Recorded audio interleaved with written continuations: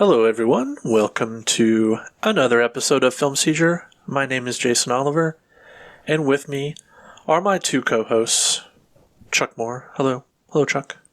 Hey, Jason. How are you? I'm great. Good. Me too. Yeah. Bon temps. Bon temps. Le boulet bon temps roulé. Oh, shit. And, Maynard. And Jeff Arbuckle. Say hello, Jeff. Hooray! I know the mill. I know Jeffrey. Oh Je God! m'appelle Charles. Oh, this is not gonna. This is gonna be terrible. I Charles.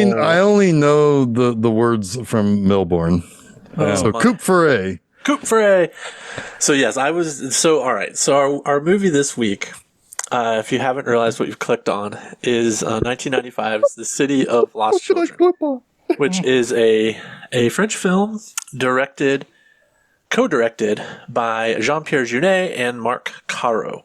It is a French film in French. I was just in Paris a couple weeks ago, and I'm really, like everyone who listens to this podcast knows that will probably be pretty hilarious. We tried to speak French to people, and it was pretty hilarious. I was extremely bad at it. Even when I think I had the right words strung together, my accent was so bad that they didn't know what the fuck I was saying. I can imagine, knowing your significant other, what the secondhand embarrassment must have been. Susan was no better, though. She was bad, too, and she was more timid. I at least tried to jump in there and try to figure out how to order things. Susan, you're all like La Guanice, La Guanice. But it was pretty bad. There were two times when it was really appropriately hilarious, because one time when we were trying to learn some rudimentary French before we left, I kept saying, in no world am I going to have to say my name is Jason to someone, right? Like, what will be the context for that? Well, literally the first person I have interaction with, like outside of our driver from the train station to the hotel, was that I thought I might need to speak to in French. I just started right in English. And what's the first thing I said? I said my name is Jason, because I was at an Irish pub named O Jason Irish Pub, and I was like, I wanted to go up and tell them that my name was Jason, and I thought this was hilarious, and I fucking didn't use only like one of the 10 French phrases I remembered. Yeah. Susan thought that was really funny, and then the other time I'm embarrassed for you. I know. But they started speaking to me in English, so I just immediately defaulted to English. But anyway, it would have been a great moment to actually pull that cork out. The other time that was pretty funny was when I went to see the band Beak, and I went up to the merch table to buy some stuff, and I started talking to the guy in French, trying to anyway, and then I really remembered, oh, wait a minute, these guys are from the UK. And I said to him in English, I was like, holy crap. I just remembered I could stop trying to pretend to speak French to you. And he was like, oh my God, thank goodness. And he was like, that's lovely, mate. Chip, cheerio. That's great. We had like a moment of brilliant, like, this English guy and this American guy who stopped the pretense. They could communicate for a minute. We could communicate in our native language for a moment. It was funny. So France really is the city of the lost children. It's like lost in the language, right? Like you had no idea how to communicate. Sure. Yeah. It's a beautiful city. Paris is beautiful. French is I'm not good at it. But contrary to what people say, if you're like in the more touristy areas of Paris, most people speak to you in English. They just want to get about their day. I think a lot of the snootiness of that has kind of been chipped away at over the years. Well, I think let's also face it. The tourist probably did more to contribute to the snootiness than the natives were naturally snooty. Does that make sense? We had a couple people who were like really, they were nice. Like they spoke to us in French, but to give us an opportunity to kind of like learn to converse a little bit more French. Like a lot of them, they just won't do that.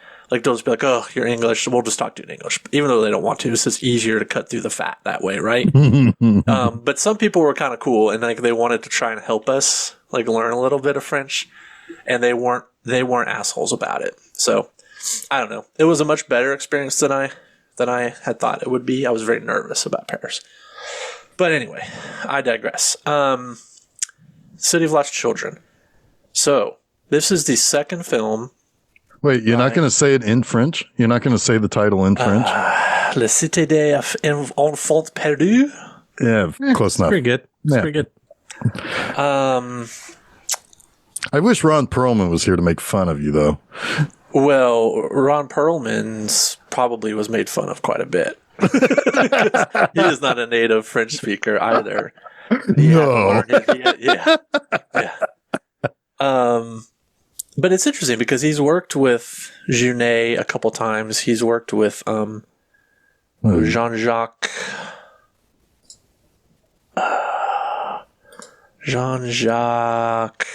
Arnaud. Quest for Fire, Name of the Rose. Mm-hmm. And both those were early Ron Perlman films. So he's not like a stranger to French films. But yeah, he doesn't really speak French. Shocker.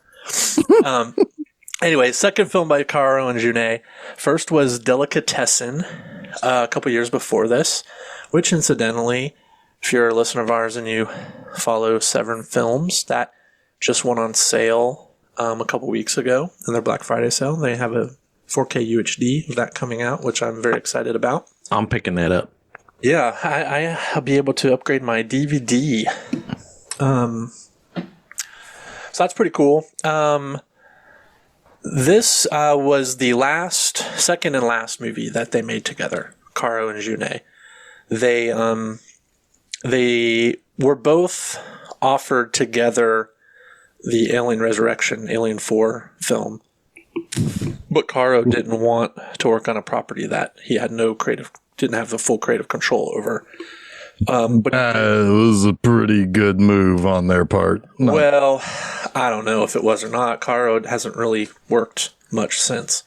Oh. But he did do a little bit of like art direction, set design, costume design for it.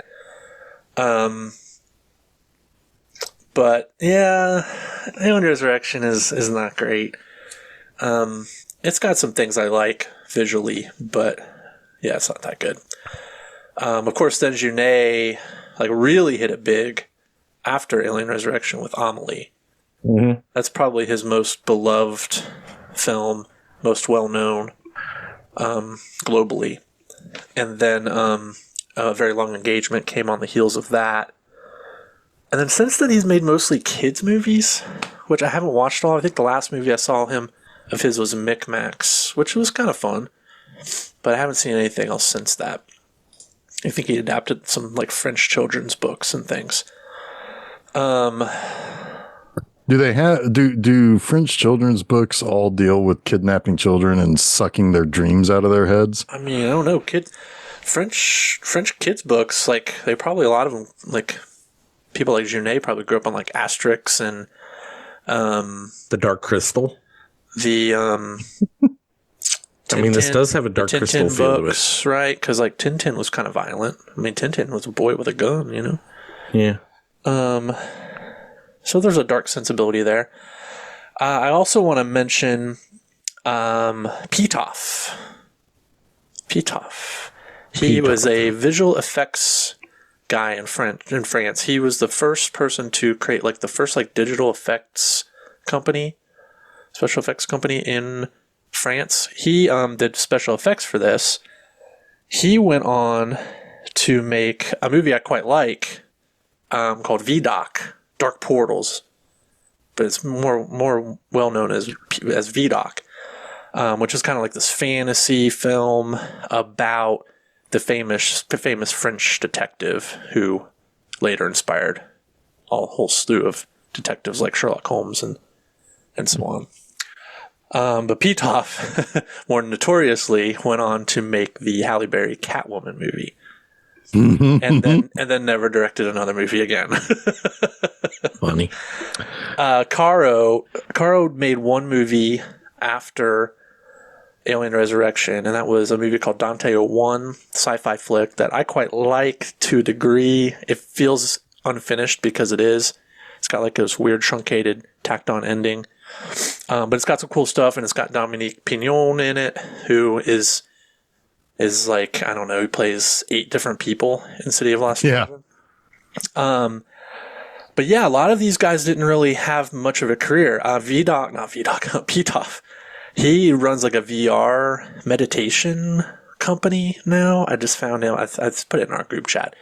Like he's got some kind of like VR movies and headset for like deep meditation or something. I have no idea.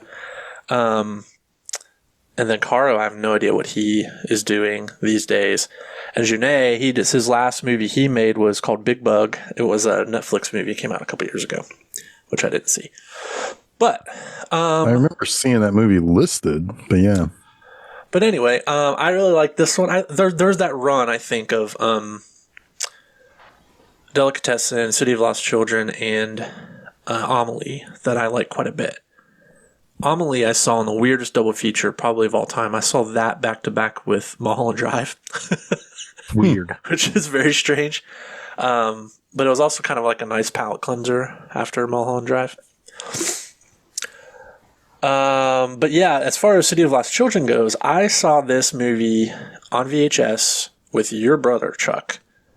We rented it probably from VH1 Video, I would guess. We certainly had it there. And they had the best cover art with the crank, with the helmet, the dream helmet thing. Yeah. Subsequent cover art I've seen has not been as good. That is the best. Like, and then we saw that cover and we're like, "What is this weirdo movie?" And we brought it home and watched it, and we loved it. Actually, we were like kind of enthralled by it. And I've loved it ever since. But the big question is, did you rent the PlayStation game? No, and that's funny because that's hard to find. I can't imagine why. Well, I remember it's the strangest video game tie-in ever. So Shannon and I were talking about this yesterday, and we were trying to remember what video store we worked at that had a copy of it, but it was lost. Like the disc was lost, and it might have been VH1. I think it was VH1 because I remember the cover, and because I was like, "Huh." It's like weird old guy with diodes in his head. The Borg are attacking. What is this? What is this? I scanned through a walkthrough of the game yesterday, and it's kind of like a platform puzzler. It's you have to navigate through all like the different areas, and you play as Miette, right? And you play as Miette, yeah. And it follows pretty closely, I think, the narrative of the movie. I didn't watch the whole like hour-long playthrough, but yes, that's got to be one of the weirdest game tie-ins. Well, I'm pretty sure. Might be worth money now. It might be rare enough to where it's like worth money. I'm pretty sure I saw both of Delicatessen and the City of Lost Children with you and Ian Jones in San Diego. Like you had something on VHS, or I had both on VHS. Yeah. And we watched them, or it might have been us on our little fucking 9-inch TV or whatever the hell we had in our apartment. Our little 13-inch VHS TV combo. Oh my god, those days are crazy to think about now. But they're a little tiny. We playing Tony Hawk. Do you play around that little thing? Yeah, and Conker's Bad Fur Day. Yeah, a lot of Conkers. But yeah, that's the first and probably last time I saw both of these films. I remember really liking Delicatessen and not remembering as much about this movie. But what's funny about the beginning of this movie is like this feels like a Rube Goldberg. Like it feels like it, and then it kind of becomes one at the end. Yeah, I don't know how to There's explain. Something very Spielbergian about this movie at times, especially with some of that, like the weird devices from Gremlins or the Rube Goldberg machines in Honey, I Shrunk the Kids, right? Like those are all Spielberg produced stuff, right? So it's like got a little bit of that feeling. The Kids in Danger all feel very Spielbergian. Yeah. there's like a weird, there's like a very strange, surreal like element to this movie that you just don't really see much outside of maybe Guillermo del Toro films anymore. It does feel like that too, for sure. Which Ron Perlman, Perlman. yeah, I mean, he was discovered. Well, it wasn't discovered. He was discovered for this film because of his role in Kronos. Yeah. Jeunet saw him in Kronos and talked to Del Toro, and that's how that came about. Yeah, one of the most interesting vampire movies ever. It is. It's really interesting. It's a good movie. So that makes sense that those two would talk, right? They have very similar whimsical sensibilities. I mean, in a lot of ways, this does look like if Guillermo del Toro made a French movie, this is it. Yeah. Yeah.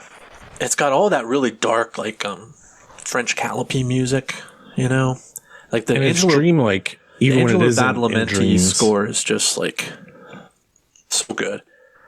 And then that song at the end that he does with Marianne Faithfull is freaking great.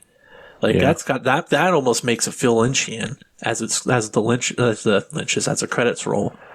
So yeah, it's just kind of like, I don't know. We were sort of spoiled for a few years in the 90s with some really weird, like big bang artistic movies, like this dark artistic movies. I just don't think we get enough of anymore. Little Gilliam-esque too. Yeah. You know? Can kind of think of like Time Bandits or something.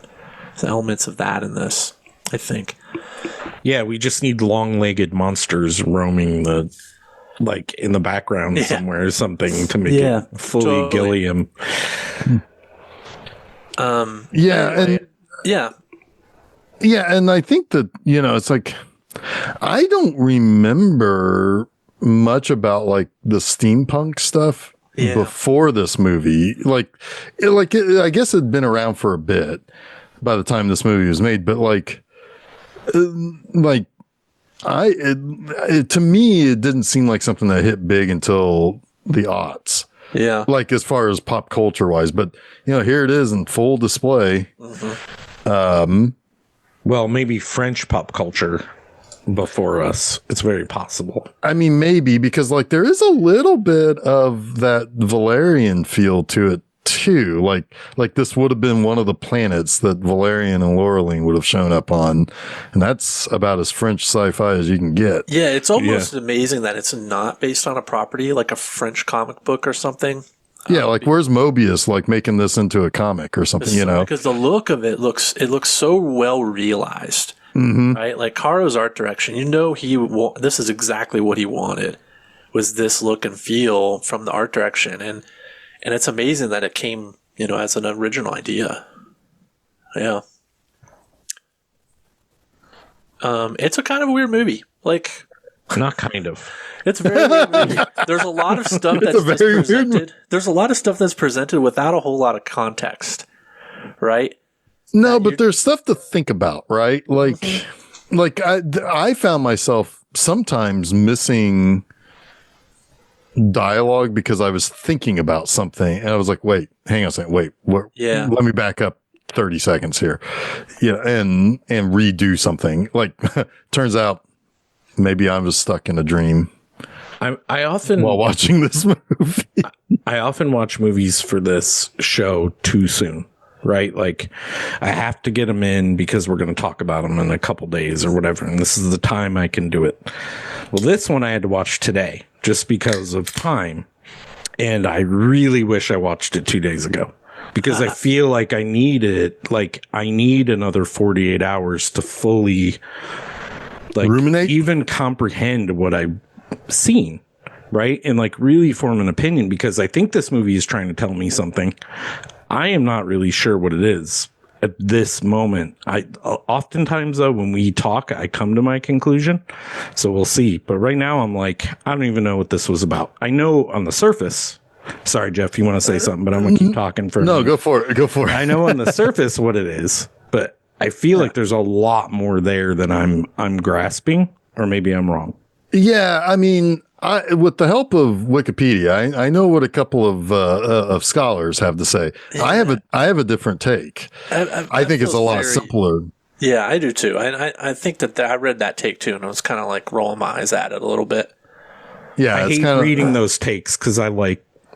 Yeah, it's like because like I read that and I was like, well, yeah, I guess, but it's simpler to me than that. Yeah. But we'll get there when we get there. Maybe I'm the smart one because I think it's simpler than that. Sometimes you are the smart one, Jeff. No. No. That's how they say no in French.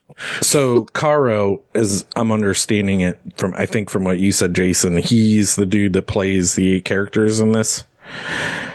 All the clones. No, Dominique Pinon. Oh, that's not. He's so fucking good in this movie. He's all of the clones and the diver. Yeah. Yeah, in the OG or the original. He's so fucking good in this. He's great. Yeah, he's really good. He's in pretty much everything that Junet's made, and he's just always delight. Yeah. Yeah, he his flabbergasted, dumb, falls asleep at inopportune times nature. The sleeping sickness. Yeah. Yes, it's so good, and like that ties into. We can make you cry with laughter. Yes. Oh my God, that's so funny. It's so funny. But even that narrative, which I can't even fully wrap my brain around, is so we have Crank. Yeah. Somebody Jason, tell me what Crank is. What is Crank? So, from my understanding, Crank was created as a peer or an assistant to the original, right? Okay. He was maybe his most perfect creation, but he is unable to dream. So because he's unable to dream, he's aging rapidly. And unless he steals the dreams of children, it's the only thing that keeps him young and allows him to dream is to steal the dreams of children. But his personality, his mind is so demented that his leakage into the dreams of the children that he's stealing turns them into nightmares.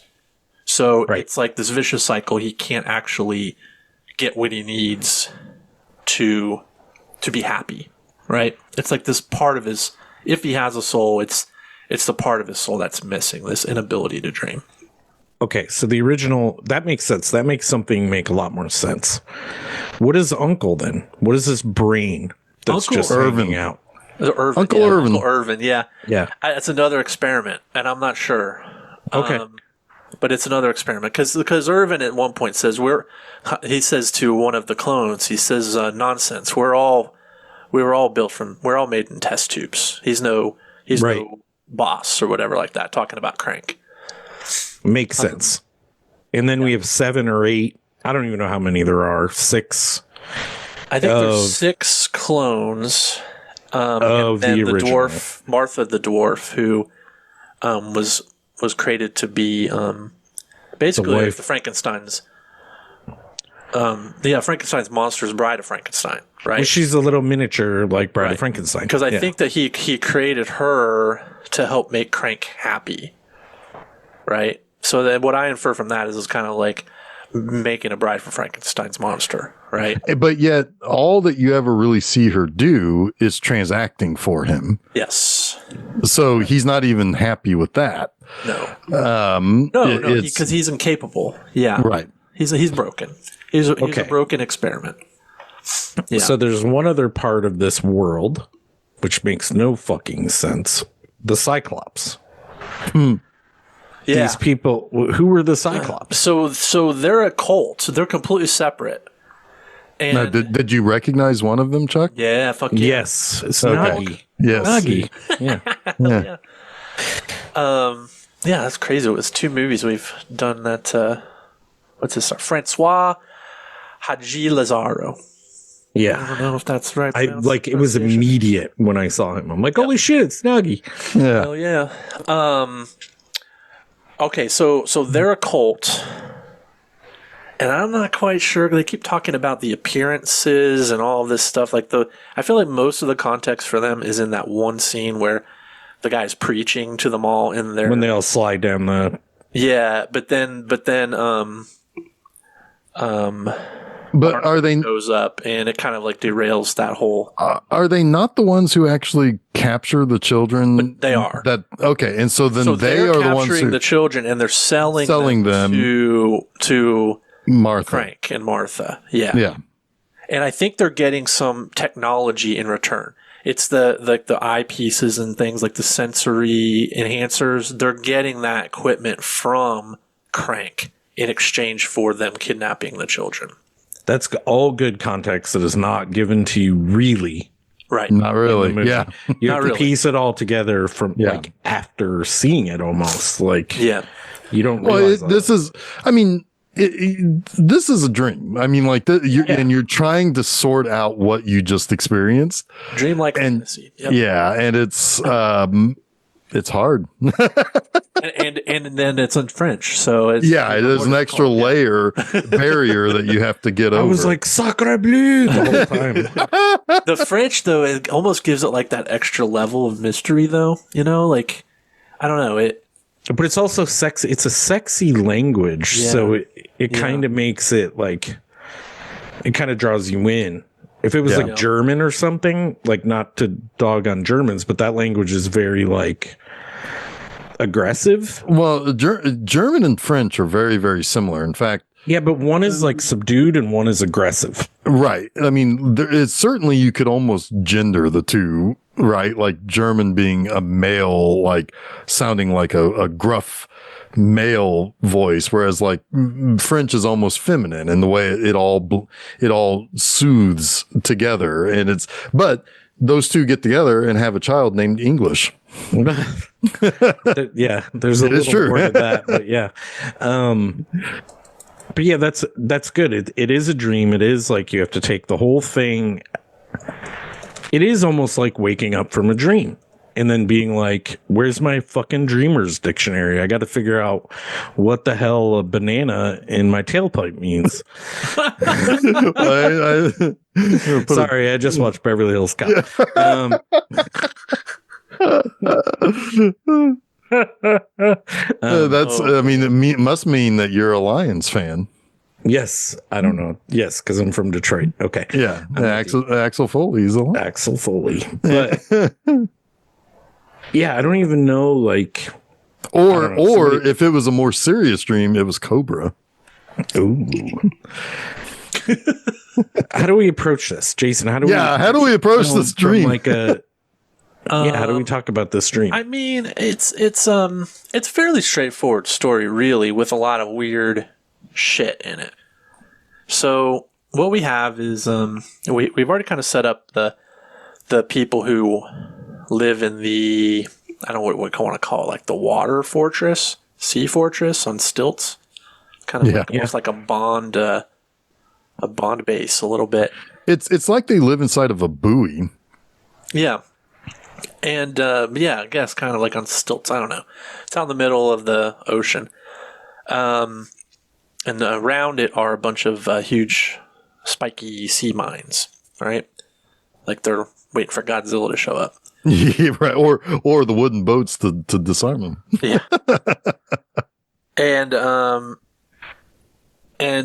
So they're frustrated. Crank is frustrated because he can't find the right child who he can take the dreams from without infecting those dreams and making them nightmares, right? So we keep going back to the well, finding more and more children to hopefully find one that will work, that will be compatible. Meanwhile, on the land, you've got Ron Perlman, who he plays a character called One. He's a strong man in a sideshow. I know he'll eventually show up in the in Nightmare Alley as a strong man. Yeah. Yeah. I mean, yeah, that's perfect. It's like, what else is going to be? And he and his he calls him little brother, little French boy, is kind of like the kid who like tries to get the money, and I can't remember exactly what happens, but there's a scuffle. Someone's trying to steal the money, and the guy who runs the sideshow, like their Barker, he gets stabbed and dies. Yeah, he dies, which I feel like the Barker was the kid's actual father, right?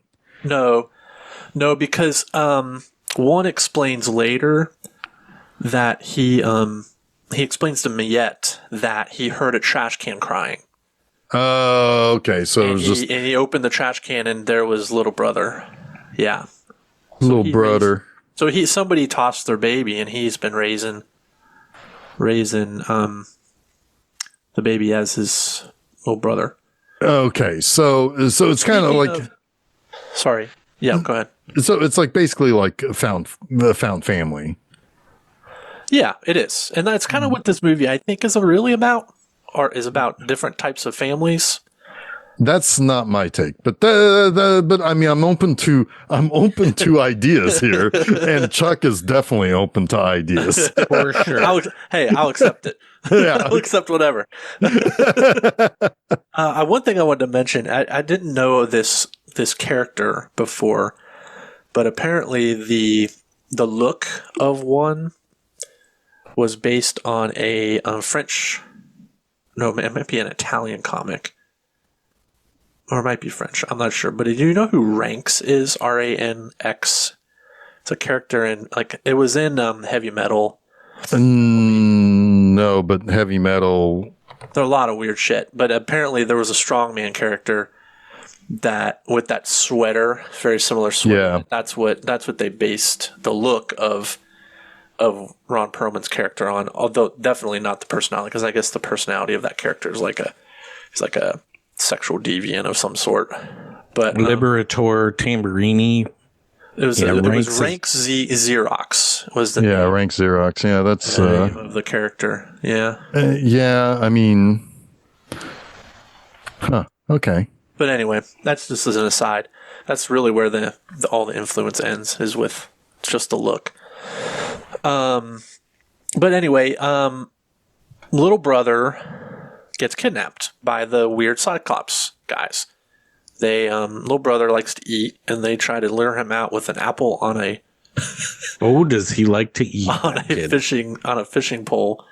But one he snuffs that out, but then they all decided to like attack the little houseboat that they live on, and in the scuffle they run off with one and kidnap him. So. Or not one, sorry, little brother. So now one is trying to... Denbury, I think is his name. Yeah, is it Denbury is his name? Yeah. I think so. Yes, Denry. So that's kind of our setup, is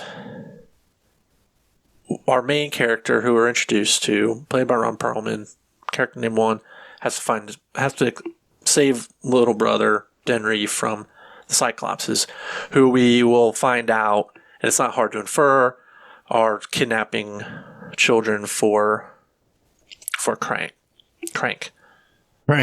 I wish Krang was in this. Krang is kind of in this. Yeah, he is kind of in this. He's like the brain in the vat of He just hasn't gotten his big dumb strong man. That's what they needed one for. They needed to cut one's guts out. Yes. It is kind of TMNT in this. What if they put Krang in Ron Perlman's chest? Yeah. Irving. Yeah. So there's some TMNT going on.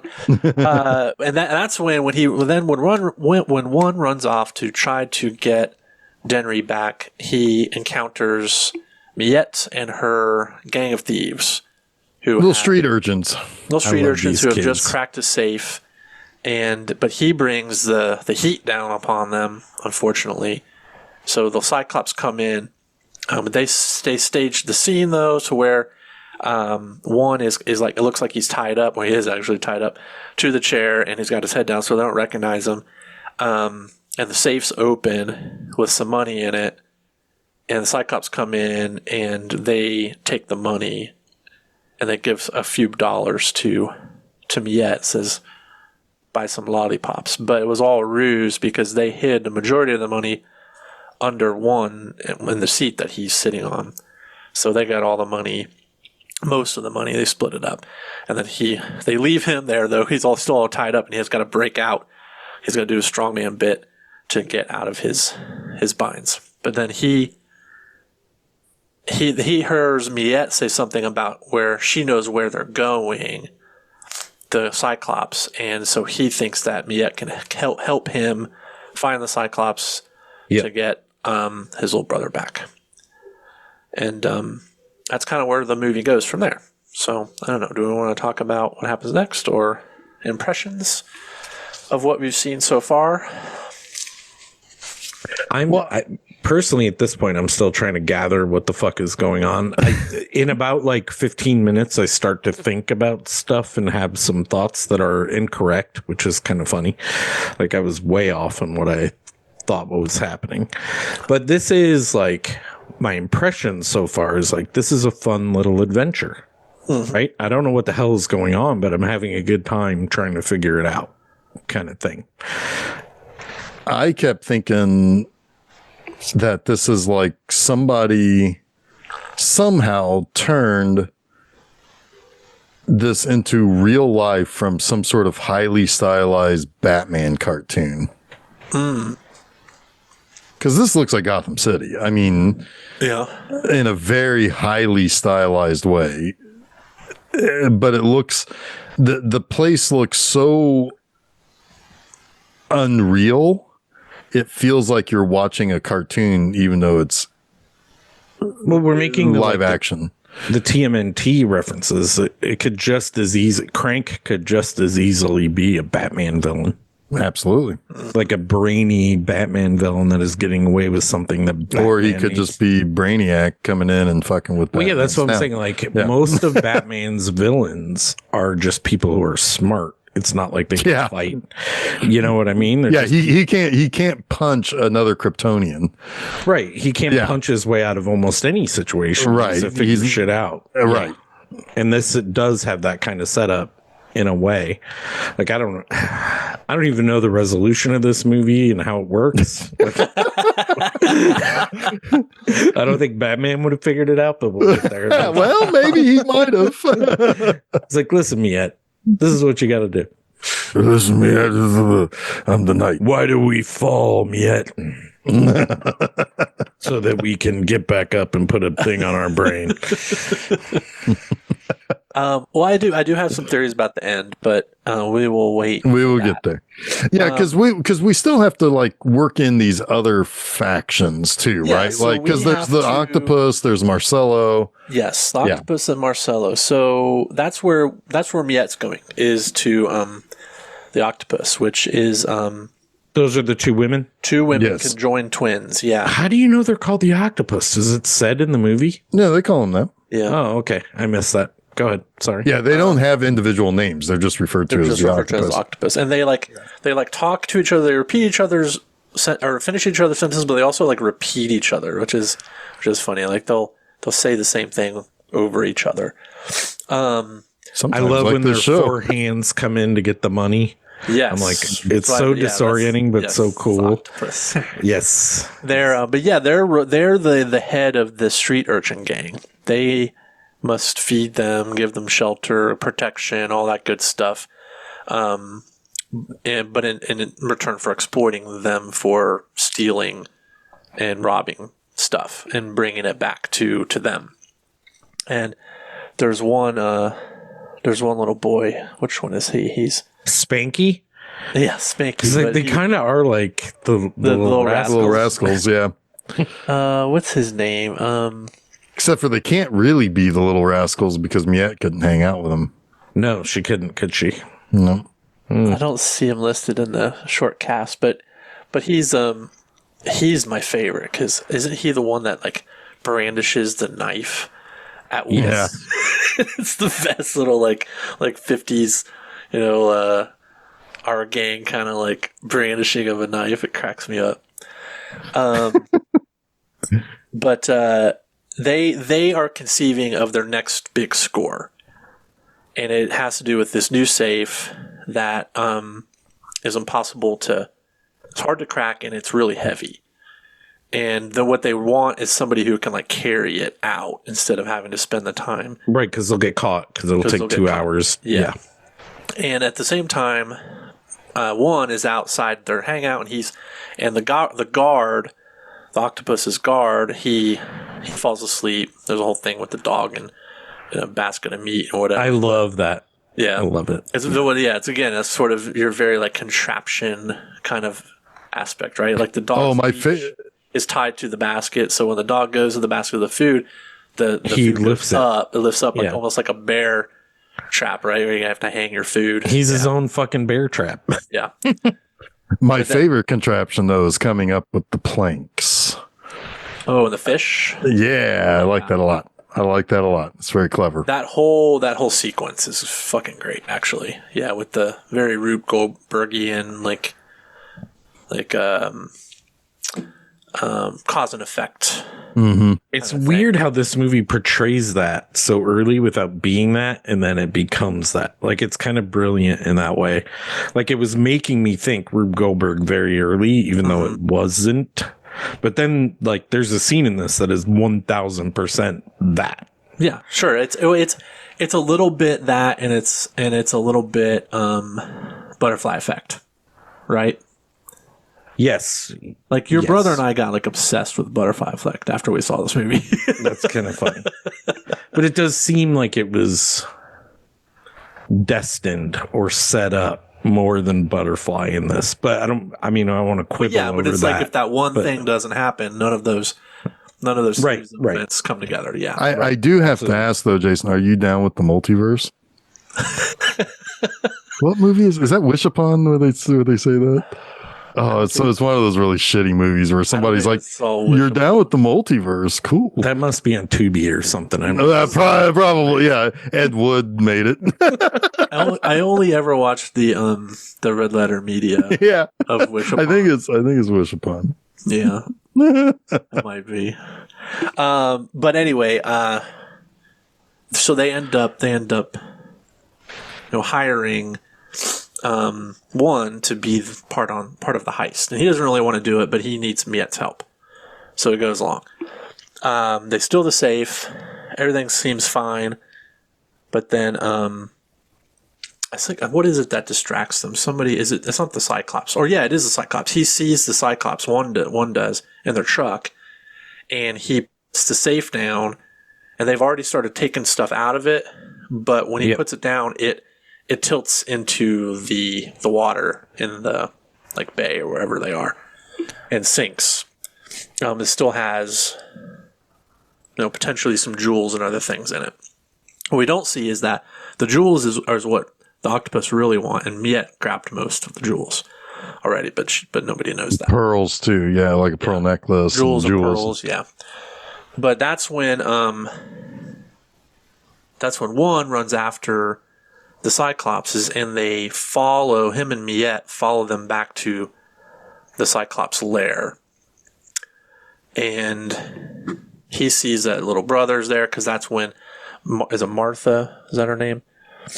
Yeah, and one of the clones come to pick up the children and trade for what they want. And that's when we get the whole scene of the weird ass Cyclops doing their ceremony.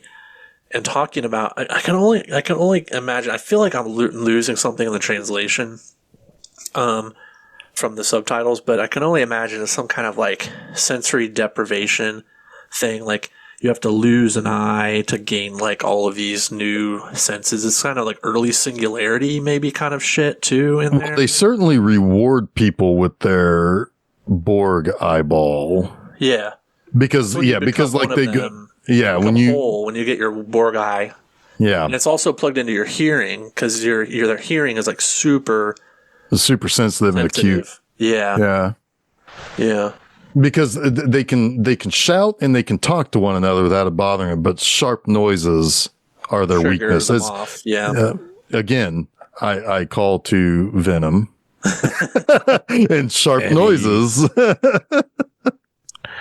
Interesting. But they get caught in that lair by the Cyclopses, and once again, little brother is whisked off to the next thing. He's going to be taken to the boat now, to take him out to the sea base or whatever the hell you want to call it.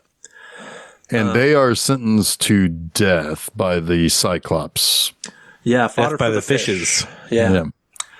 And so what happens here is this news gets back to the octopus, and it's basically she finds out that, or she assumes that Miette took her money, was trying to double cross them, but she still has use for one because of his strength. So she hires somebody to rescue him, but leave Miette. She's like, I don't care about Miette, fodder for the fish, or whatever it is. And that guy that she hires is a man named Marcello. And he, it turns out, used to be their like ringleader. Sideshow ringleader, yeah. And he also had an act with fleas, like a flea circus, and he still has his fleas from the flea circus, but he has invented some kind of like minuscule, tiny little syringes. Yeah, it's like little green vials that he can attach to their noses or their mouths or whatever, and that he fills with this liquid that, when injected into someone, makes them turn on their friends. Right? That's the best way I can describe it. Yeah, this controls their mind somehow. Like yeah, briefly at least. Yeah. While the music is playing. But when he plays the calliope or whatever it is, yeah, exactly. The music box. One thing I want to mention here, if I can, at this time, please do.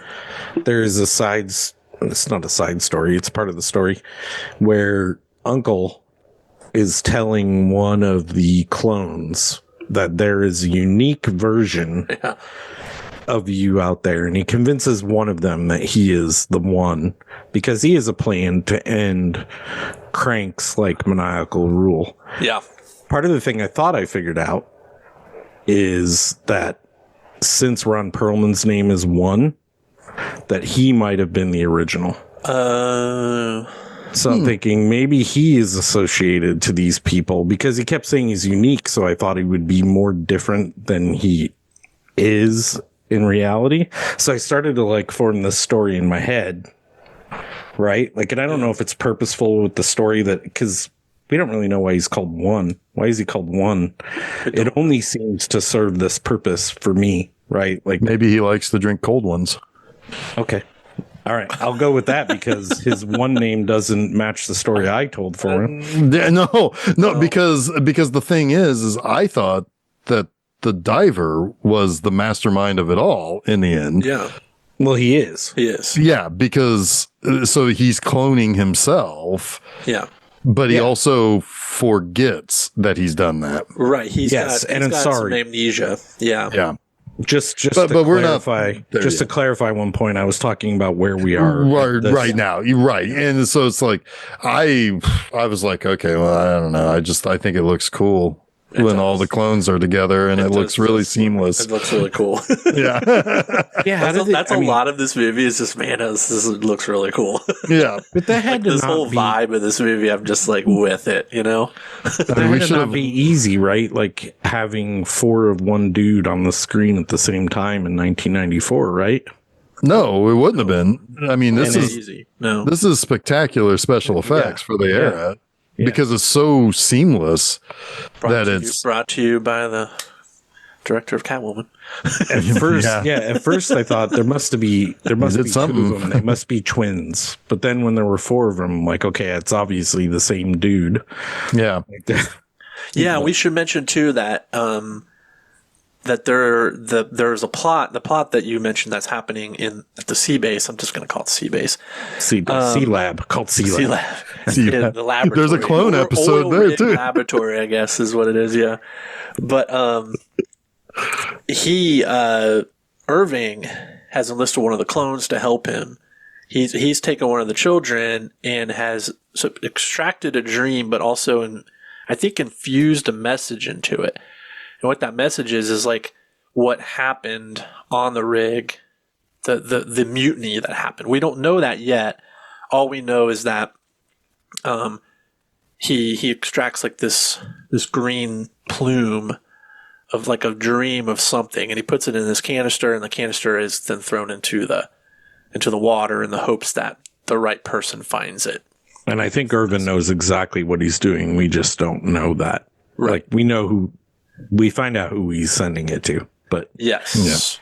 Yeah. Because that person who finds it is the person we're about to meet. So yeah, so we're on the planks right now. The planks, yeah, because I really like this, and so basically, they've been sentenced to death by way of fishes. Yes. Death by fishes. Well, there's a monster supposedly that we never see. Yeah, it's like if you get into the water, you are like Deadsville instantly. Yeah. So they have. So they put the like they put a basket of like squid and fish and just gunk. Yeah. And the gulls come and eat that up, and as they eat it, it slips them until there will be the counterbalance is going away. Is this also where she says you're born in the gutter and die in the port? Yes, because that's like, ain't that the fucking truth? Yeah, I'm looking forward to the port. Yeah, this little kid knows a thing or two. She's the wisest character in the. Yeah, I also like at some point, Crank says, "Silence, you glum." I'm going to start using that more often. Silence, but Miette is also jaded. She sees one as kind of a child himself, but one who still has an optimism, an idealism about life.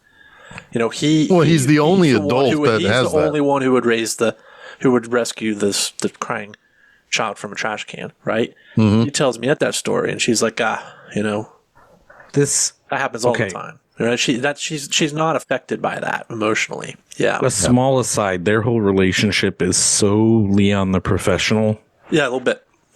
Oh yeah. I'm like, these movies are like kindred spirits, and right around the same time. Yep. That's been noted.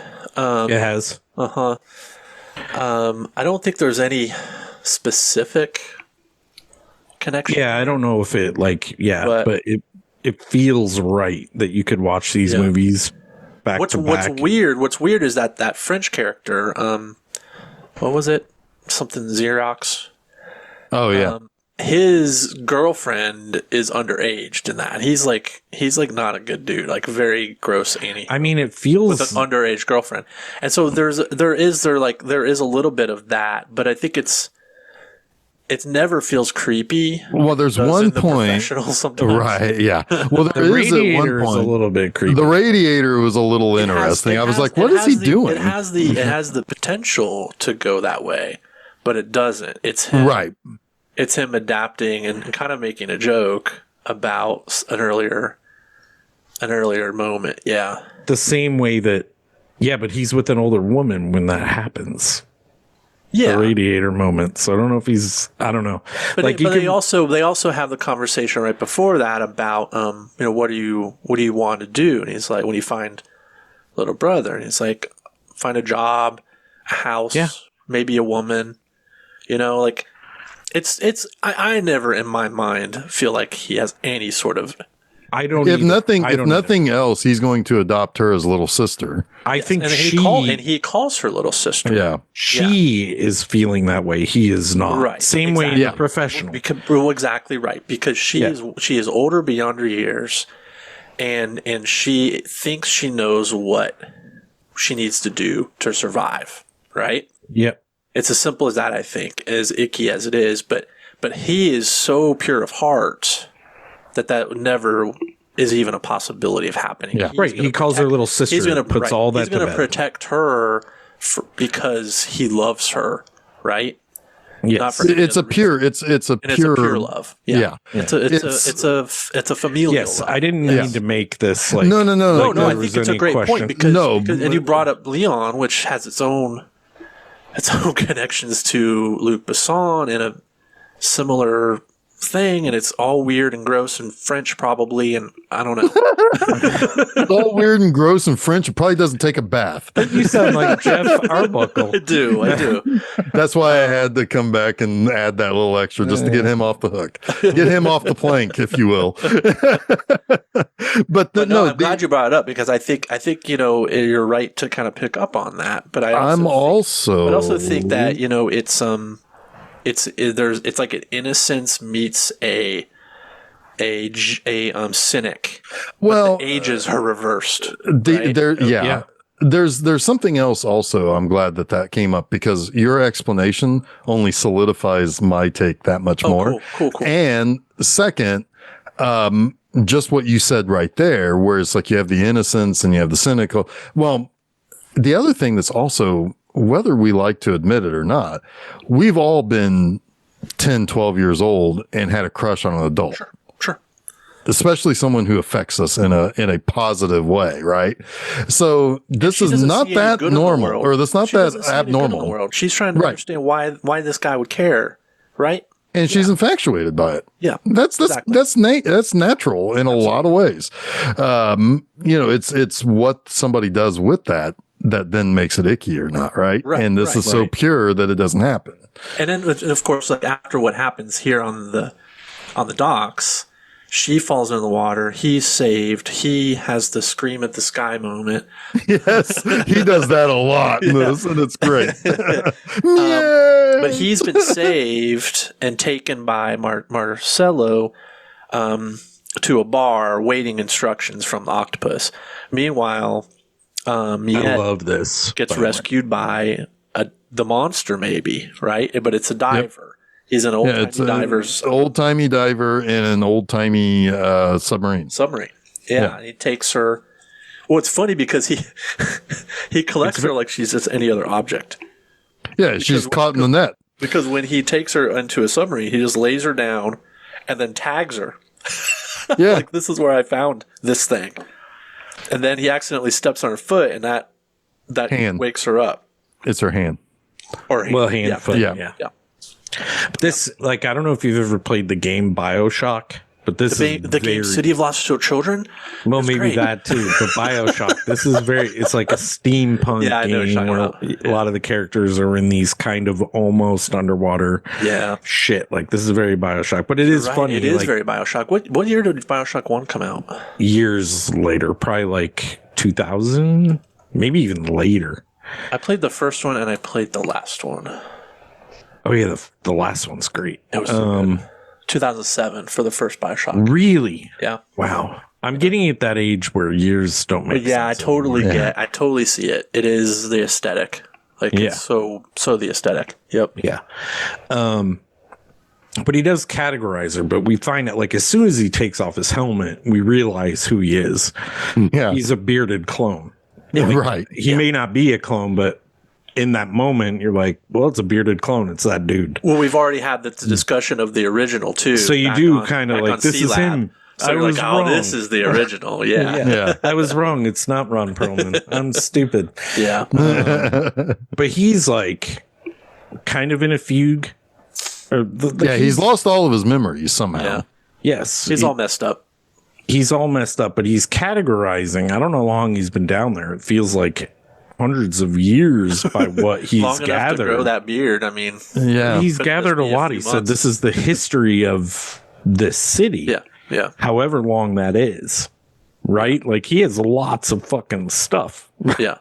So it's almost that's a clever all that stuff. He's trying to connect the pieces in his brain that he subconsciously knows aren't. Because he knows someone is trying to kill him, but he didn't know who. He's he's trying to kill me. He remembers something about a map, right? Yeah. The man with the tattoo. That's the thing. That's also a very interesting thing as well. The idea that our garbage can be the history of some place. That's so smart. It had to be French. And it did take a bath on the way into his lair. It sure did, but that does not make it French. It's French Canadian now. But yes, I mean, French Canadian. You're right.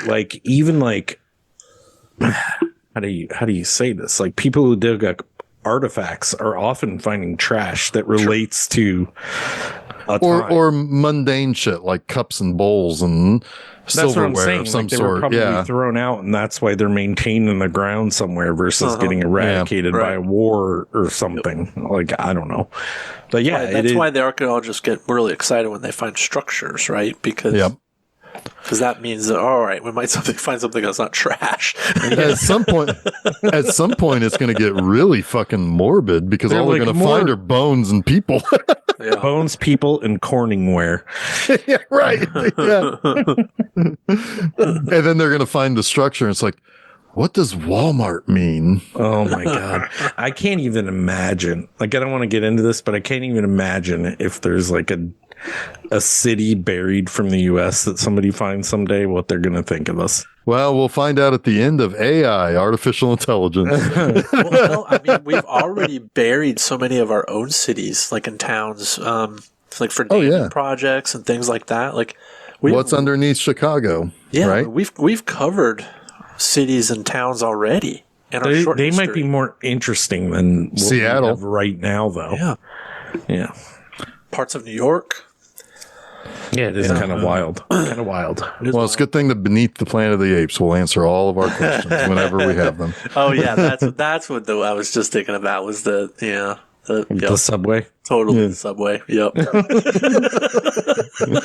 Well, I know about the underground of Seattle because of the Night Stalker. Yeah. Kolchak went down there. Yeah. Good old Kolchak. Yeah. Actually, it wasn't it was the Night Strangler. It was the sequel movie.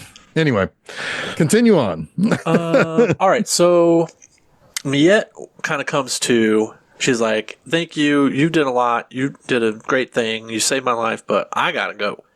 She kind of like files away the comment about the map in the back of her head. But she leaves. He thinks she's crazy. She's like, I got to peace out. Meanwhile, one is at the bar, and he's taking shots, and the French, I mean, I can only imagine French prostitute is. But she's like an old Western prostitute, right? Like, kind of reminds me of like the old like Moulin Rouge bordello whores. Yeah, it's like. But one is burying his burlesque, like French burlesque. Yeah. Yes. Sorry, one is drinking to forget that Miette just died. Yes. Right. Which he assumes, yes. And, but Miette has been told by her gang that he's in a bar just drinking, having a grand old time. Picking up chicks. Picking up chicks. Yeah. And that pisses Miette off. She's like, she's going to go find out what the hell's happening. And so what's this about? Maybe he didn't really, care for me after all. But then she finds him, and at the same time, you have Marcello, who's talking to the octopus, and they're like, wait, keep him there, we'll come get him. But Marcello is kind of having, like, he's guilt-struck, because he wanted to save the girl, too. He's guilt-struck by the death of the child dying. He's someone he's, like, tried to turn his life around. The fact that the octopus made him do this is not something he wanted to do, but something they compelled him to do against his will. Right. He just wanted to lay in his bed, smoke opium, and get his foot licked by a dog. Yeah. Right. But he's a man sorely in need of redemption, right? Yeah. Yeah. And his redemption will come. But Miette finds him, and I forget how they get him out of there, because he's like dead drunk. Well, because at first he doesn't believe that she's alive. The octopus come. That's right. Okay, so Miette shows up. This is good stuff, actually. I love this. The Miette shows up, and she's like giving him a hard time about what he's doing and blah, blah, blah. But then the car shows up, which is sent by the octopus. And Marcello tells Miette to run. Like, you need to get the fuck out of here. She runs and hides behind a bunker with the rest of her kid friends, whatever you want to call them. Our gang. The gang. Yeah, the rascals. And they, meaning the octopus's thugs, put one in the back of a truck, and she's like, "We have to do something." Matt's like, "We have to do something," and one of the kids is like, "Shh," and points to the kid in the crane, who grabs one with the crane, and the car drives off, and he's just floating, in the air. That's great. And she's like, bring him down," but they kept bringing him up, and then it is really, like, I don't know how they made this scene because it seems real. Oh yeah. And they bring him down, he's standing on a pipe that a homeless guy's in, and then the pipe starts rolling. Yeah. And you're like, that's all like, pretty he's kind like of cool. riding it like a log, like Yes. Yeah. But he's like still asleep almost in his running the log. But yeah. And then they run into something and he falls down, and then they go sleep wherever they sleep and have that moment. Yeah. And considering like as many, considering how many times we've heard little brother burping, we saw reindeer shitting. I'm surprised he didn't puke everywhere. Like he should be spigoting that place. We do need to bring with his so just spraying like vomit everywhere. Yeah. The beginning, the middle, he burps. Yeah. And then in the Warner Brothers moment later, it is kind of a Warner Brothers. Oh, most definitely. So a bit Looney Tunes. Yeah. Is there a significance to his? Because I mean, it seems to mark points in the story. But more than anything, it just is his thing. He eats all the time, and his burp does help him be found. Yeah, it does. It does in the lair. Yeah. But those are the kind of things that happen in movies that I feel like there's significance in, and maybe there isn't sometimes. Yeah, I mean, I think it was just the rule of threes. It was the third time, so let's go out on it. Okay. Yeah, me too. And it's a cute way to. It's a very Europe. It feels European though. It feels cartoonish. Well, yeah, it is like a cartoon. Yeah, yeah, but like American movies don't end like that in 1995. No.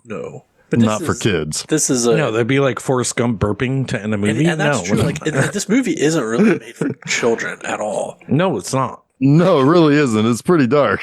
It really is. And there's like the whole scene where all the burlesque women like run out of the bar. You see boobs in that scene. Oh, but this is rated R, right? I think so. Yeah.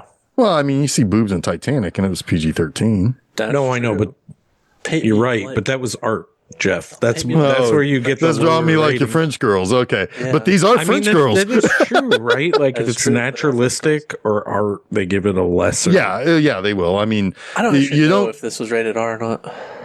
I mean, Airplane was PG, and there's boobies and that. That was art. That's true. That is true. That was art. Airplane is artistic. Anyway, R-rated. Yeah. Oh, okay. I mean, I have to mention, I didn't actually see this movie and decide to rent it based on the box. I remember seeing the trailer for it. Oh. Because there was a lot of times where like every VHS you got that came out around a certain time had the same trailers on it. Yeah. Yeah. And this was on, I saw this trailer several times on VHS movies that I rented, and I remember John and I being like, man, we need to see that. And when it came out on VHS, that's when we rented it. Yeah. I remember, so I think it was Shallow Grave. God, that's a good one. I haven't seen that in ages. And I think that came out, I might be wrong, but I think that came out before The Usual Suspects, and it had the trailer for The Usual Suspects on it. And we had to wait like for a fucking year for that Shallow Grave was 94, so yeah, that makes sense. We had to wait a year. I was like, I have to see this movie. Like as soon as I saw the trailer for Usual Suspects, and it's still one of my favorite movies ever, but Shallow Grave is awesome. I haven't seen it in so long. I forgot that Christopher Eccleston is in there. Yeah, it's like you got a doctor and a Jedi. It's a good. I'm on board. And like I think is it Danny Boyle's first? Yes, movie, it's one of his. Yeah. Oh, what a great flick! I need to see that again. Put it on the calendar. Yeah. Exactly. Anyway, where are we? We are Radiator. That's where we left off. And then they. Oh yeah, she tells one that she knows where little brother is, or no, she remembers the tattoo. Yep, the tattoo on the something head. about that like sticks in her mind. So she's like, okay, let's go. She's like, you're a sailor, aren't you? Because he tells a story about how he used to be harpoon whales. Yep. And then he heard them sing for the first time, and then he always missed his shot. It's like, That's so cool. That's so good. Yeah. Yeah. And that's, I think, when Miette realizes that he's just a good soul. And A pure kind of and person. part of her, like, jaded, cynical nature starts to kind of peel away. Yeah. But anyway, she's like, all right, we gotta find a tattoo guy. And they find a tattoo guy, Chinese tattoo guy, and she offers to give them like a some sort of jewel necklace or bracelet. And I don't quite understand how this all works, but he's got a tattoo of the map to Seabase on his head, and I don't know why. It's under his rug. Yeah, and it shows where all of the landmines are, the sea mines are. Yeah. Is this after she got the dream memory? Or the dream delivered to her brain? Yes. Yes, it is. Because that's right after the radiator. What triggers her, because she sees the sea base and she sees the landmines, and yes, she has.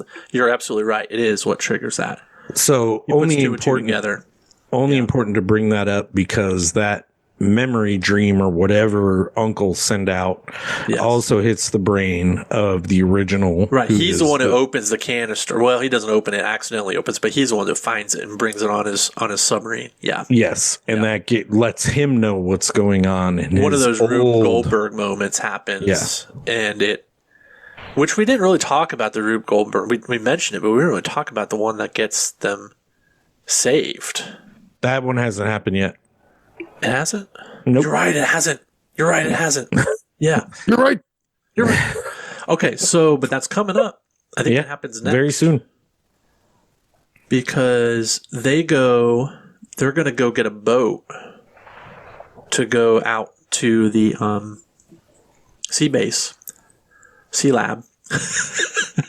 And the octopus ladies. They show up, yeah. Because they've gone to Marcello because he fucked up and didn't bring them the one. This isn't the Matrix, sorry. They didn't bring them one. And so they steal his fleas. His little fleas and the things that the fleas do and his little music box, whatever Jason called it earlier. Yeah. Which is probably accurate.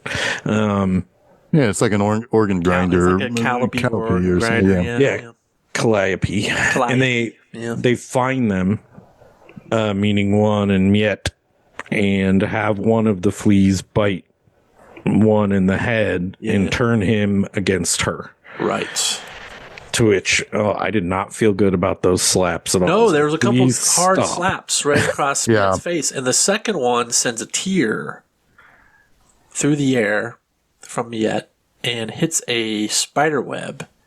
The spider web shakes, and it is sensed by a bird who starts squawking, and then it sets off this chain reaction, butterfly effect, if you will, of things that happen after it, to the point where it ends up affecting the navigation of like a big tanker ship that crashes into the dock right where they're being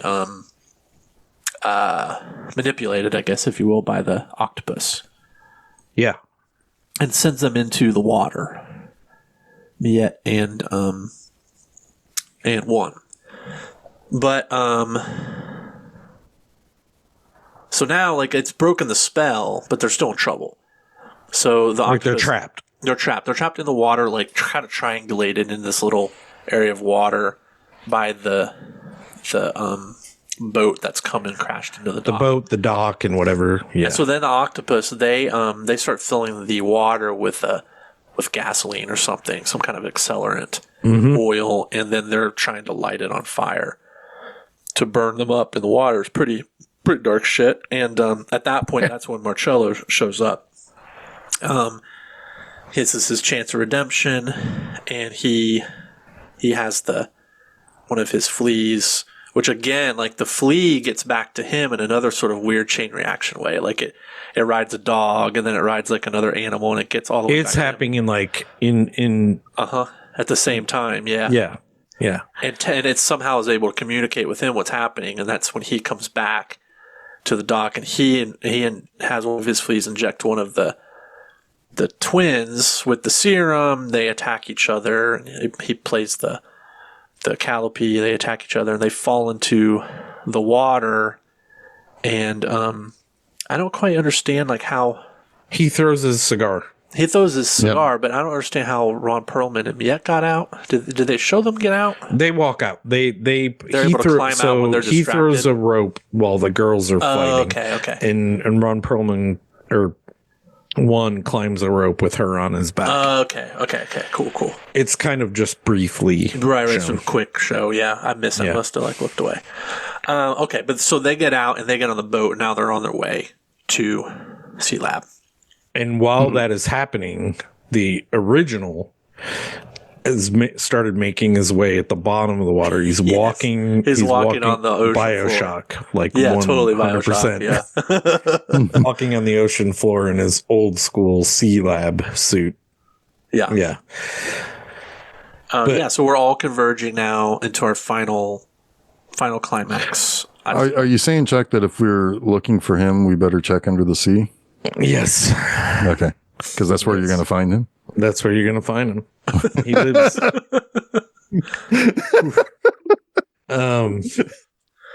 I was thinking more SpongeBob when I was thinking of him, but well, that's fair too. Because he's not a squirrel, but that's okay.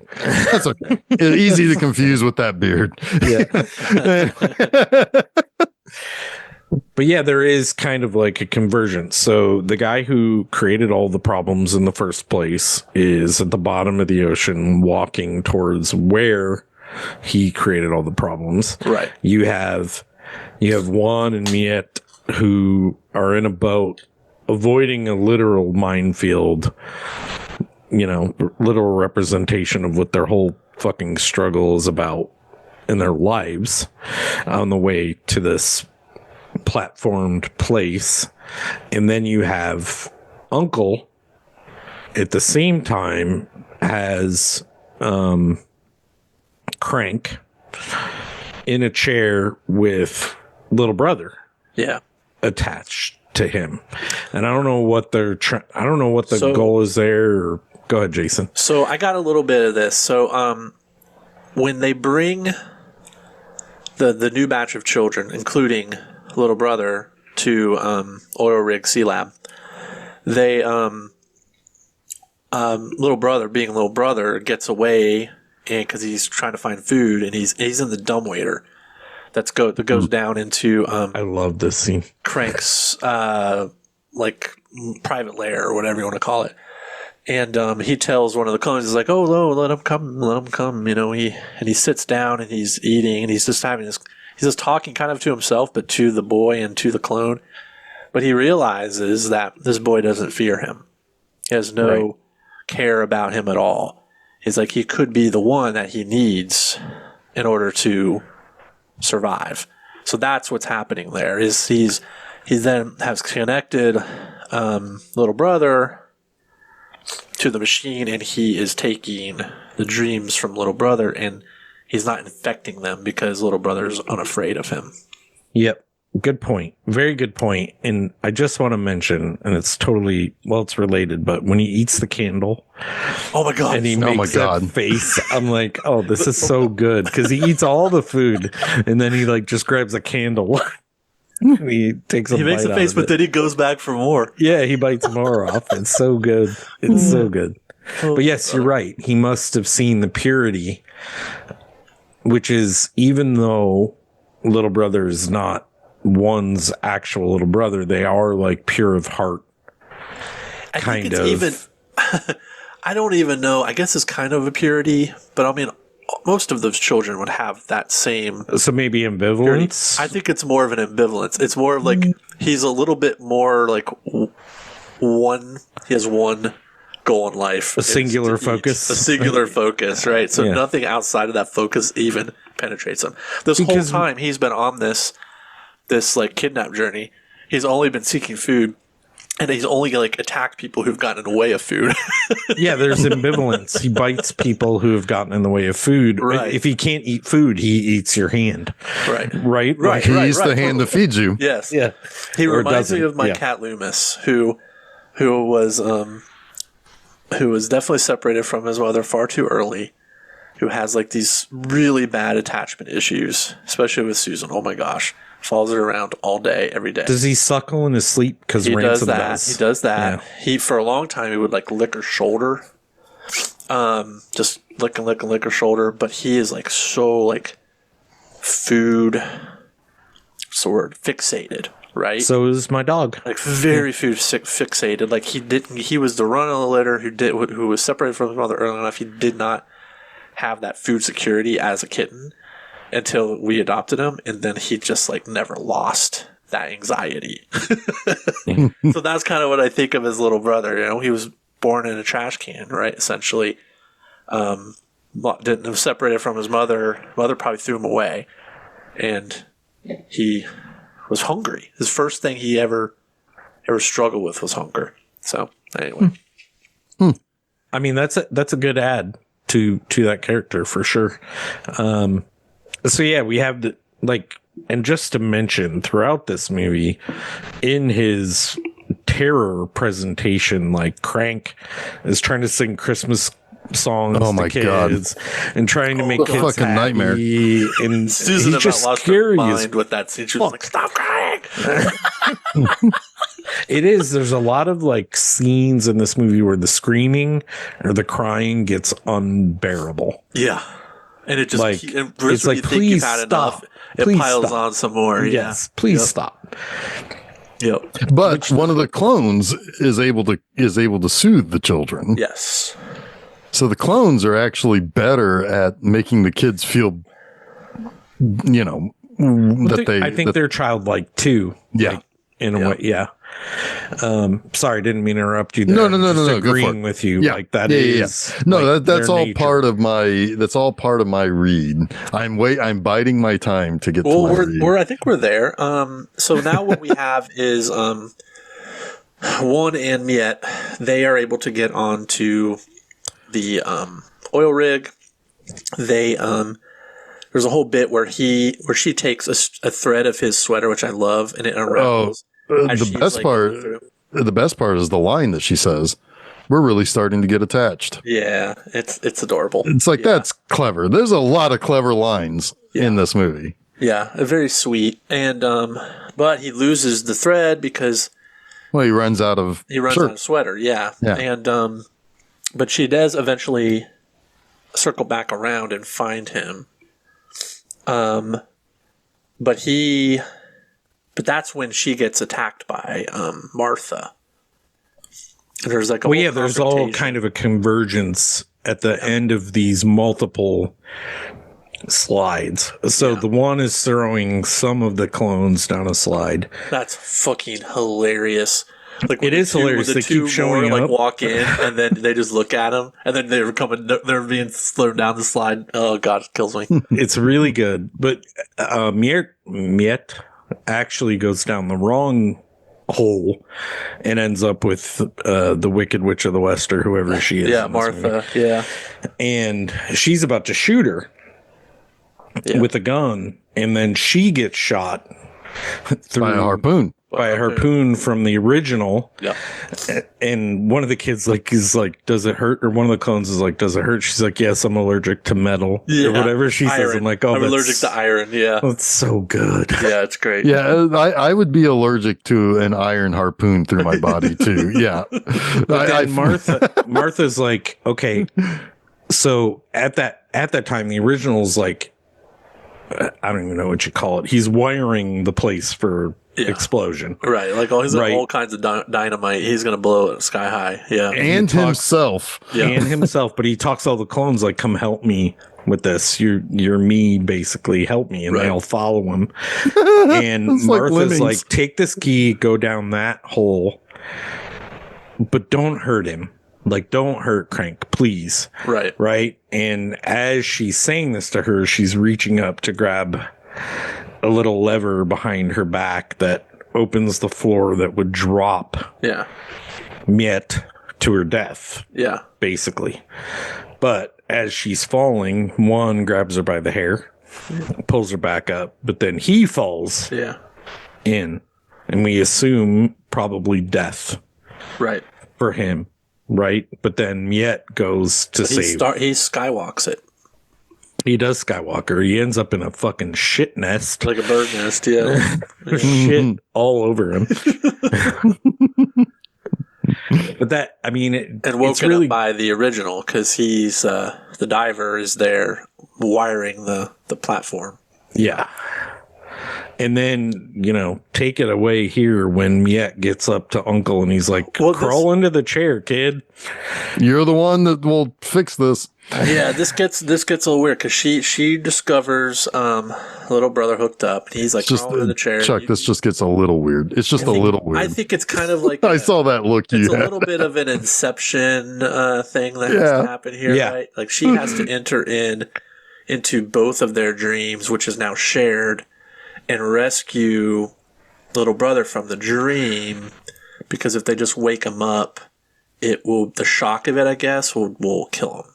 He's in the snares of an evil man. Yeah. Is kind of what Uncle says. Yeah. Yeah.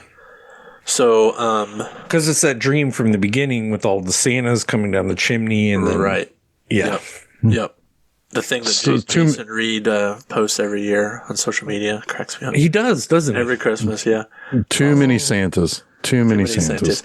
So she enters the dream and she offers to take little brother's place. And he's like, well, are you trying to trick me? And yeah, of course she's trying to trick you. But but I guess she does kind of take his place, and I don't really know what happens next. Well, she kind of grows up into Natalie Merchant for a little bit. I think her maturity... It turns a little bit into 2001: A Space Odyssey here. A little bit. Yeah. But I think her maturity has something to do with how she's dealing with the aging and the dream and his control over her, because she is someone who understands the world versus... Like if it was one or little brother couldn't process this change. I don't know. I'm probably reaching a little bit, but I mean, she kind of like I'm with you, Jeff. Commands the dream, and she de-ages him, and then sticks him in an infinite loop. Like, I don't get that where the clone keeps picking him up. Yeah. And it's like, whoop, whoop, whoop, whoop. Like, it is. Oh, we it's did mention weird. One of my favorite scenes earlier when Nagi, when he kills his buddy under the influence of the sting, he unhooks his eyepiece and hooks it into the other guy's eyepiece so that he can see himself die. So that is really creepy. That reminds me of like Strange Days. There's a scene like that in Strange Days. Anyway, there's a lot of thought into the little moments in this movie. I don't know if there's as much thought into the larger. So I'm not really quite sure how this whole thing goes down, other than evil is beaten. Good for evil. Like sorry. It sticks them into an infinite loop, destroying Crank's mind. Okay, got it. Thanks, cool. Thanks, Wikipedia.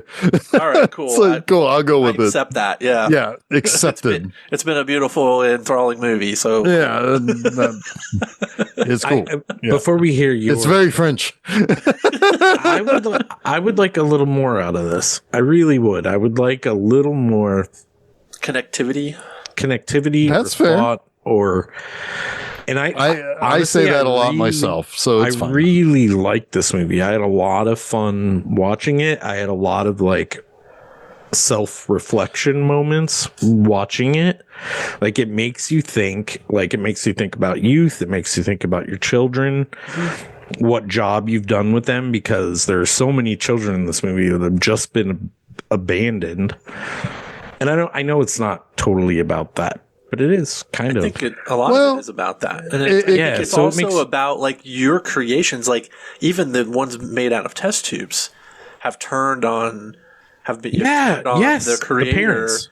Yeah. That's very passed them Frankenstein, away. right? Yeah, very Frankenstein. Modern Prometheus. So it does make me think about my kids. Yeah, sure. Broken families and how to repair them.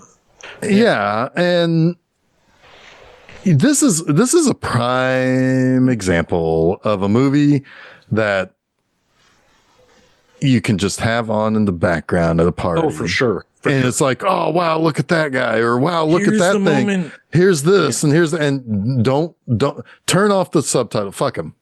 You don't need them. Just look at it. Mm-hmm. Just look at the movie, and you'll get something out of it. Like Barry Lyndon. Exactly. Yeah. You'll get something out, and maybe it's not. Maybe you don't know what you're seeing. You know, maybe your eyes saw something, and your brain hasn't caught up to it yet. But that's okay. But here we are at the end, because what ends up happening is that he does. The original sees everybody leaving. He's like, "Hey, come back! Wait, save me! He's had a change of mind." I think it's when he starts seeing because the lab explodes first. He's written that to explode inside, and it's destroying all the. You saw the heads of the other clones, right? Yes. Like there's a bunch. It's almost like there's more. Yeah. What is it? My favorite movie. I can't recollect right now.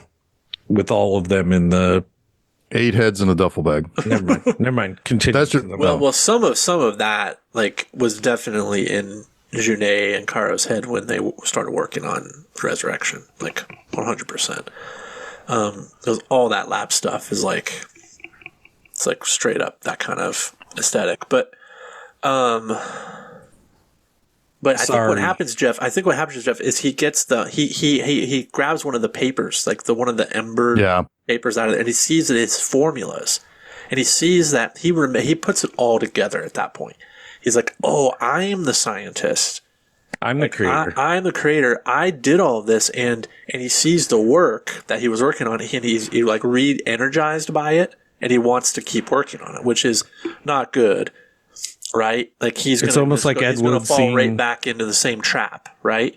Oh, yeah. And that's what he calls. He was like, I made you come back. And they all. Yeah, but death by seagull again. Yep. Because it lands on the TNT. On the plunger of the. Wile E. Coyote for sure here. The Prestige is what I was talking about real quickly. Oh, with the hats. With all the clones. Or the hats are all the clones in the in the basement. In the basement at the end of the movie. Yeah. Then, and then child burps the end.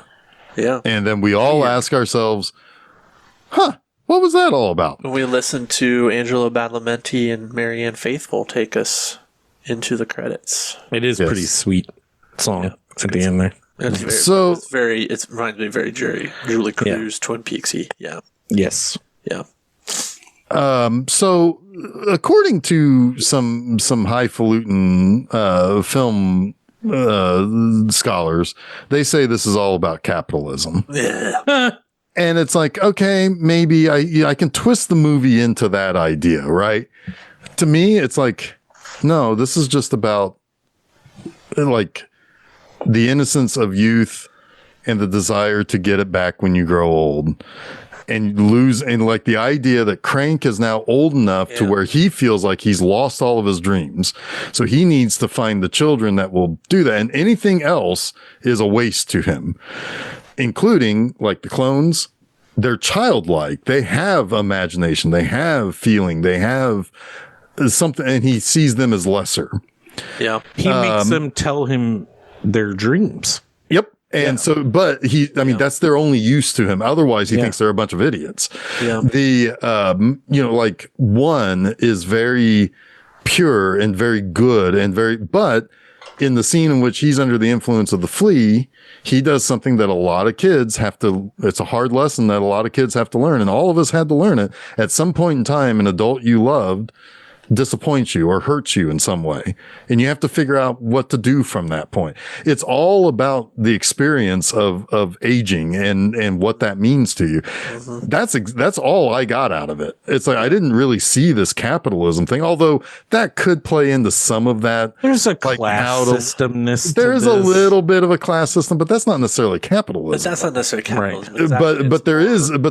I think it's more about the youthfulness and what you lose as you grow old, and how some people who hold on to some youthfulness are often deemed idiotic or naive or whatever. Yeah. So and then I said, I'm one of those guys. I'm going to co-sign. I because co-sign that. I mean, while we were talking about this movie, that's all I kept thinking about was the loss of innocence. Yeah. Or like those children like Miette who never had it. Right. Mm-hmm. Right. And she would never be useful to Crank. But the kid who only thinks about eating has not lost like that purity of life. And you're right, Jason. It is because he has a singular focus, but he still hasn't lost his innocence it's also like of metaphorical. that. Yeah. Because of that singular focus. Yeah. So I co-sign that 100%, Jeff. Oh, I absolutely agree. Wow, I did it, guys. I quit. I am the smartest one on this episode. I'm done. See you guys later. I mean, it was all just kind of there, wasn't it, Chuck? Yeah, it was kind of there. He'll never hear this either. No, exactly right. He's just going to edit this episode and never hear what us talking about. I got to tell somebody. I got to tell people what's coming next week. So, I'm back. I was trying to figure it out. I don't know if you were going to come back next week on Film Seizure or something. But yes, good job, Jeff. Good movie. Good pick, Jason. Yeah, I thought it was kind of Christmassy. Well, it is Christmassy. I will say, like last year, we got a little fun at. I fucked up. Chuck picked a bunch of dark shit at the end of the year when we were all trying to be happy about like life and bullshit like that. It's like, let's face it, guys. If there's one thing this movie teaches you, you ain't going to find it 1 year later. And sure enough, Jason was like, you know what, Jeff, I know you want to go a little lighter this time so we don't get that. So how about we do this weird ass, dark ass movie, and we're going to follow it up with a movie that we should have done anyway, but we're going to follow it up with some Holly Jolly Dead Kid and Pan's Labyrinth. Yep. Next week, we've got Pan's Labyrinth. Now, it's whimsical enough because it's my man, it's my man GDT, but but it's dark. It is. I haven't seen it in a long time, so. Jesus! So you picked it blind. I did. I picked it almost blind. I know it's dark. I know it's dark. I just felt like it would pair well with this movie, City of Lost I think it is a youthful kind of innocence. Lost kind of it's movie. Definitely Innocence Lost, but I don't remember it very well. So it's all about the horrific Spanish Civil War and the Innocence Lost.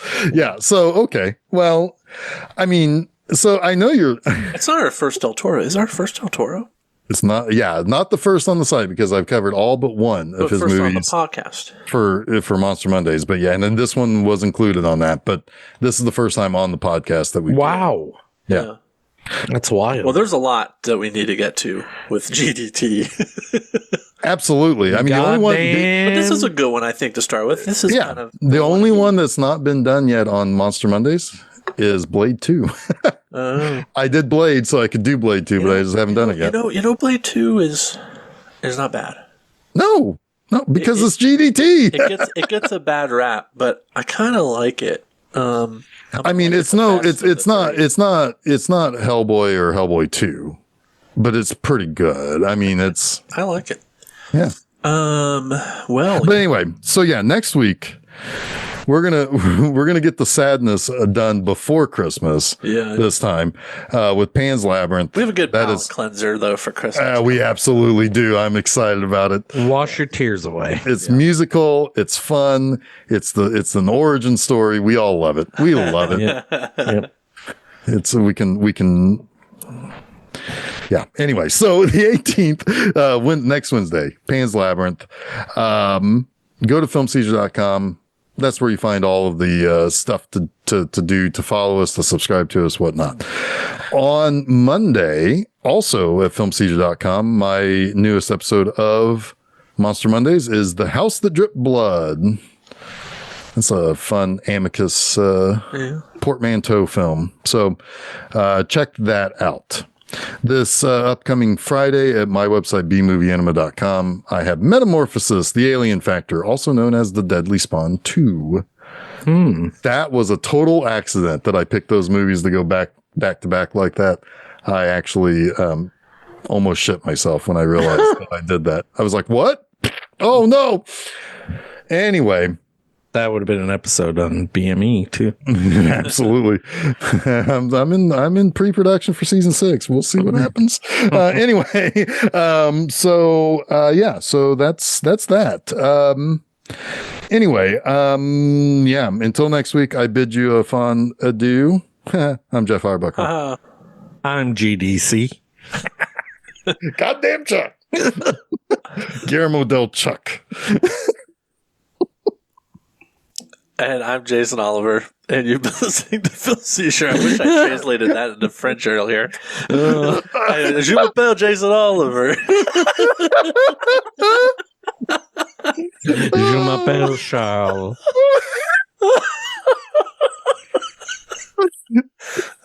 Leave all of that in. I'm doing it. All of it. Yes.